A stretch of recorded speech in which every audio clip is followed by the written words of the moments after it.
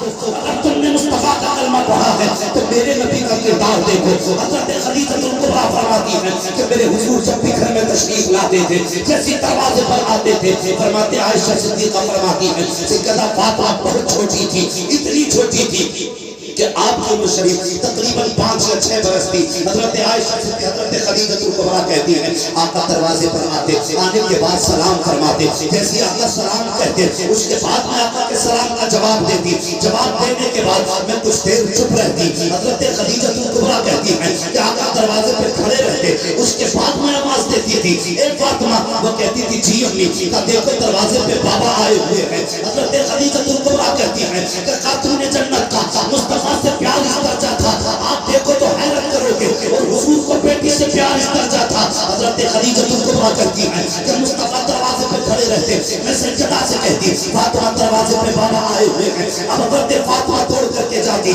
फिर दरवाजा खोलती, बाप को सलाम करती, उंगली पकड़ती, तब आका अंदर तशरीफ लेकर के आते। खदीजतुल कुबरा कहती है मुझे याद नहीं है कभी मुस्तफा दरवाजे पे आए हो और फातिमा के दरवाजे से आने से पहले आका अकेले अंदर आ गए हो, कभी मुस्तफा फातिमा के बगैर अंदर नहीं आए हैं, और मुझे बता दो सही अगर नबी बेटी के बगैर दरवाजे के अंदर नहीं आया है तो तेरी औकात क्या है, तेरी हैसियत क्या है? तू सारी चीज ला करके बेटे की गोद में लगा डाल देता है और कहता गोश्त का दामन नहीं छोड़ेंगे, आला हज़रत का दामन नहीं छोड़ेंगे, मुस्तफा का दामन नहीं छोड़ेंगे। अगर जन्नत में जाना चाहता है इंसान ये कर, आका फरमाते हैं जब बाहर से आया करो तो जो चीज लाओ पहले बेटे को खिलाया करो, उसको बाद ला करके अपने बेटों को खिलाया।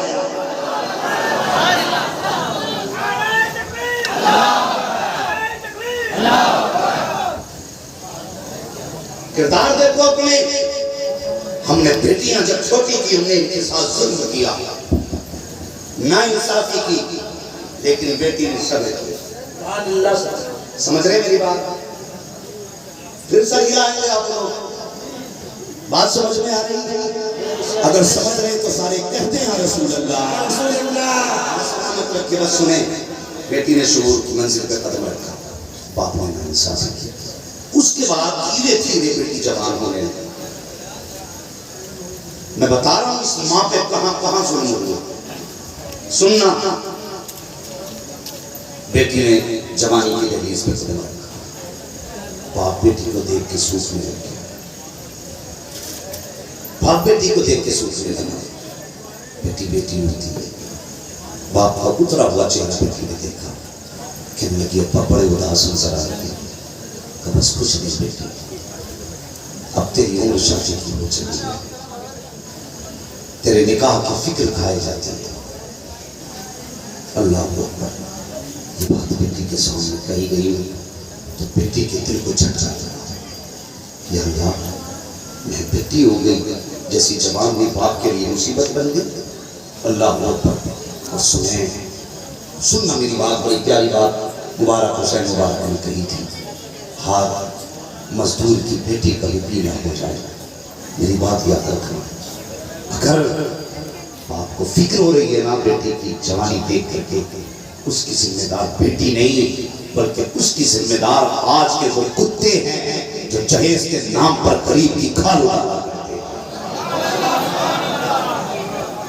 हाँ, जहेज के नाम पर गरीब की जमीन फेरने वाले हैं। चाहिए कि समाज में बढ़ती हुई रस्में गरीबों को आने रही है। फरमाया गया था निकाह को आसान करो, हमने कितना मुश्किल कर दिया। आज सारे अलर्ट हो गए, बेटियां संभालो। क्यों? आरएसएस की स्कीम है मुसलमानों की बेटियों को बहका के लाओ। मैं कहता हूं सुन, किसी को जिम्मेदार न ठहरा, बल्कि सच ये है कि दिल के भगोले जल उठे सीने के दाग से, इस घर को आग न कहीं घर के चला। किसी की हिम्मत की हमारी बेटी को देख लेता, औकात है किसी की हमारी बेटी की मर्जी के बगैर उसका कोई हाथ थाम ले। हम खुदा की कसम उस पैगंबर का कलमा पढ़ने वाले हैं जिसने हमें इज्जत के लिए जीना सिखाया है और इज्जत के लिए उसी नबी ने हमें मरना सिखाया। अलर्ट हो गए, सोशल मीडिया देखो, कुछ नहीं मिलता वही लिख रहे, जिसे कुछ नहीं आता वो भी लिख रहा। हाँ, जिससे अपने घर नहीं चलते वो सोशल मीडिया पे देश चलाने की बात करते हैं। मिजाज हो गए लोगों के, सबने कहा नहीं वो अलर्ट करो, उसे अलर्ट करो, उसको पकड़ो, उसको रोको, उसे डांटो।